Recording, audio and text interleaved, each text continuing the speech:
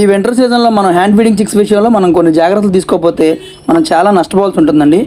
ఎంతో ఇష్టపడి తీసుకునే మనం ఈ హ్యాండ్ ఫీడింగ్ చిక్స్ని మనం ప్రతి పూట చక్కగా ఫీడ్ ఇచ్చాం అని అదే కాకుండా వాటి హెల్త్ కండిషన్ ఎలా ఉంది, వాటికి ఏమన్నా ఇబ్బంది పడుతున్నాయా, ఏదైనా డిసీజెస్ కానీ అటాక్ అయ్యా అనేది ప్రతి పూట చెక్ చేసుకోవాలండి.